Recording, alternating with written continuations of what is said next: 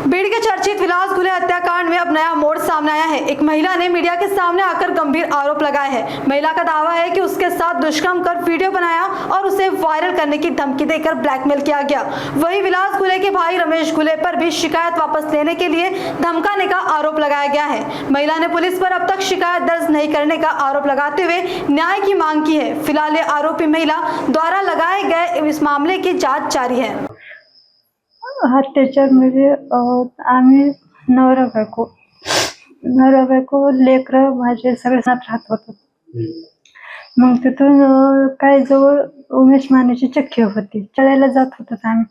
दळण आणायला गेल्यावर मी चक्कीतला दळण उचलायला आणि ती यायला एकच झालं। त्यांनी दरवाजा लावला, मोबाईल टेबलावर ठेवला। टेबलवर ठेवल्याच्या नंतर मग जबरदस्ती करायला लागला। मग मी आरडाओरडा करून लागले तर मग ते कोणी नव्हतं, त्याच्या घरी काय नव्हतं। मग ते कोणी ऐकलं बी नाही, काहीच नाही।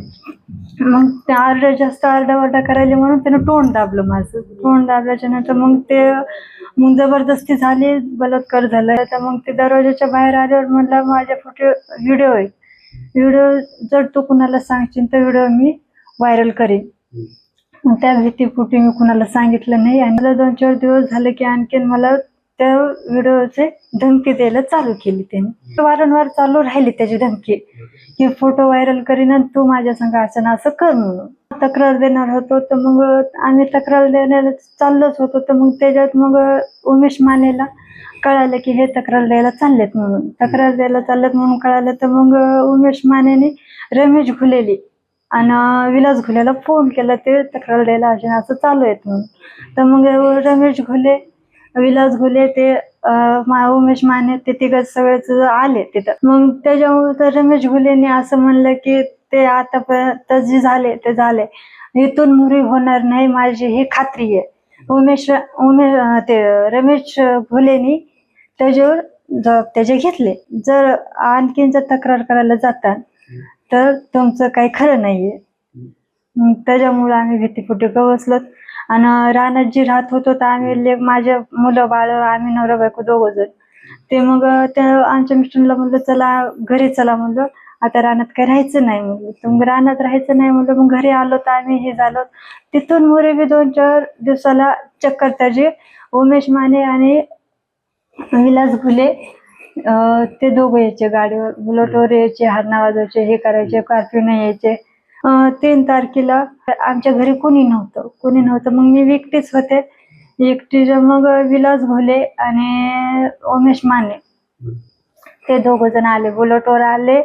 आणि ते विलास घुले जी आहे ते म्हणू लागला मला की तुझे संपर्क असे साधले, त्याच्यासोबत संबंध ठेवलेस तसे वारंवार ठेवत चल, नसं तुझ्या लेकरा बाळांना तुझ्या नवऱ्यांचा जीव घेईन मी। मग 20 तारखेला मग डबल आले कर्फ्यूने। 2-3 चक्रा घातल्या देवळापासून कर्फ्यू, पुन्हा बुलेटवर हे हरणं ते वाजवलं। तर मग घरी आले, शिवागाळ करू लागले।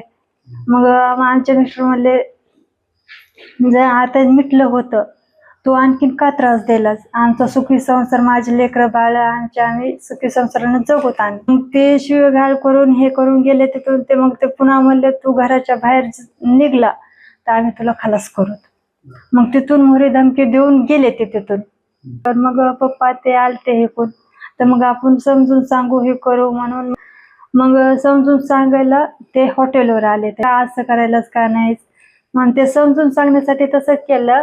तर मग त्यांनी हाणमार चालू केले, बेरच्या बाटल्या, डेटाचे तुकडे, दगड त्यांनी हाणमार चालू केले। मग ते म्हणले हाणमार अशी का चालू केली, समजून सांगायला आम्ही आलोत म्हणले तुम्हाला का हाणमार करण्यासाठी नाही, अगर कशासाठी नाही आलेलं। मग हाणमार चालू केल्याच्या नंतर ह्यांनी मग पुन्हा हात उचलला। हेच विनंती आहे माझी की तक्रार नोंदवण्यासाठी आम्ही केसला गेलतो, तर केसमध्ये आमची तक्रार घेतलेली नाही। आणखीन आम्ही बीडला बी गेलतो तर तिथं बी आमची तक्रार घेतलेली नाही। आमची एवढीच मागणी की आमची तक्रार घ्यावं आणि आम्हाला न्याय द्यावा।